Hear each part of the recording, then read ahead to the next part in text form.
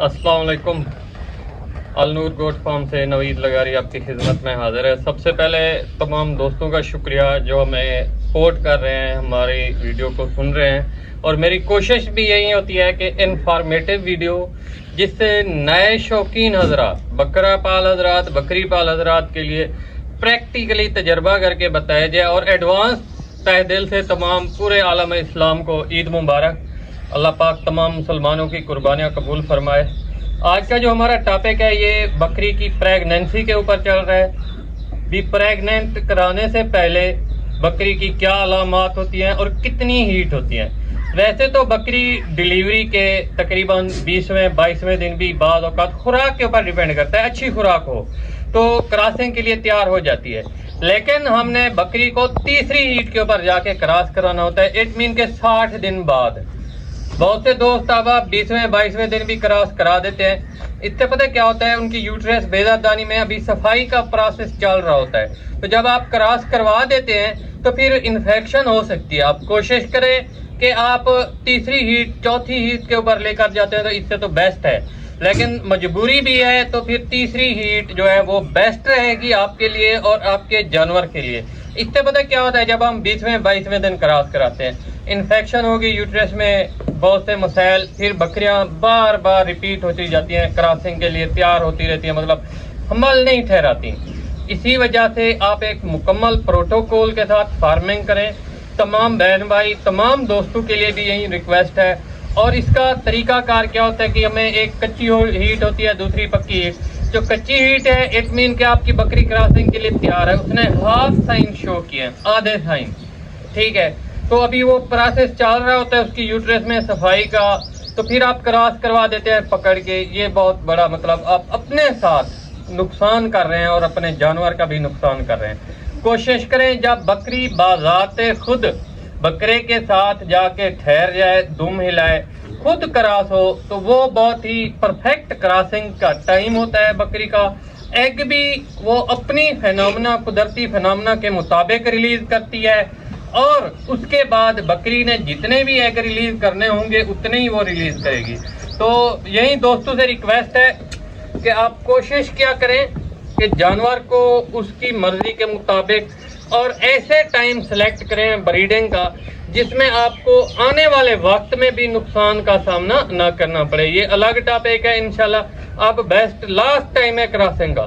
अगर आप 6 मंथ से उभव जाते हैं क्रॉसिंग के लिए तो फिर आपकी बकरी कामयाब या आपकी बकरी के बच्चे सरवाइव नहीं कर पाएंगे। तो फार्म का विजिट भी आपको कराते हैं अल्हम्दुलिल्लाह। तो ये थी हमारी आज की वीडियो। कोशिश करें आप अपने जानवरों को इसी जून में क्रॉस करा लें, क्योंकि इस दौरान जब आपके जानवर तैयार होंगे तो वो आपके लिए और आपके जानवरों के लिए आने वाला मौसम जो है वो बिल्कुल एक्यूरेट और परफेक्ट मौसम होगा। क्योंकि हमारे पास सर्दियों की शिद्दत हद से ज़्यादा बढ़ जाती है, जिसकी वजह से हम फिर क्या करते हैं भी सर्दियों में जितना भी अच्छी खुराक दें, जानवर को कवर करना। छोटे बच्चे होते हैं, उनका खाने पीने का निज़ाम सही तरीके से नहीं चल रहा होता। तो बाकी बकरी की खुराक अच्छी रखें और इसी मौसम में आप कोशिश करें कि बकरियां क्रॉस करवा लें। और हम जब जानवर को कच्ची हीट में क्रॉस करवाते हैं फिर जानवर बहुत ही इम्पॉर्टेंट टॉपिक है, क्या करता है भी तीसरे दिन भी क्रॉसिंग के लिए तैयार हो जाता है, या फिर आपका जानवर 8वें दिन दोबारा क्रॉस होता है। फर्स्ट डे से लेकर आपने 1 हफ्ते तक अपने जानवर के ऊपर नजर रखनी है। जो जानवर रिपीट होना होता है ना वो इस 8 दिनों में रिपीट हो जाता है, जिसके ऊपर कच्ची हीट हो। जो आपका जानवर कच्ची हीट के ऊपर आप क्रॉस करवा देते हैं, आपको साइन शो मुकम्मल तौर के ऊपर हो रहे हैं, लेकिन जानवर कंप्लीट तौर के ऊपर बकरे के साथ नहीं ठहर रहा होता, तो आप छोड़ दिया करें बकरी को भी बकरे को भी आज़ाद। जब आप आज़ाद छोड़ेंगे अपनी मर्जी से क्रॉस होगा। और क्रॉसिंग कितनी मरतबा करानी है, जो बेस्ट तरीका है, बेस्ट तरीका आप 1 मरतबा क्रॉस करवाएं।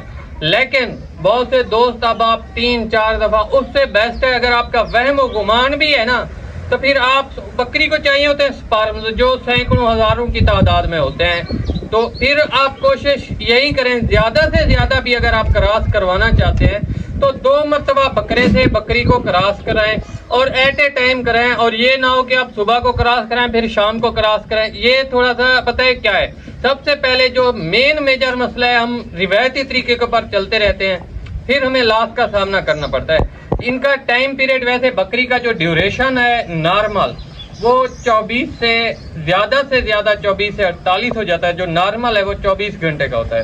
تو آپ کوشش کریں اسٹارٹنگ سے لے کر، اگر آپ کی بکری صبح کے ٹائم کے اوپر ہیٹ پہ آئی ہے تو آپ شام کے 4-5 بجے کراس کروائیں۔ ویسے بھی عموماً جو بکریاں ہیٹ کے سائن شو کرتی ہیں رات کے سیکنڈ ٹائم سے، مطلب صبح آپ کو سائن پتہ چل جاتا ہے کہ ہماری بکری کراسنگ کے لیے تیار ہے۔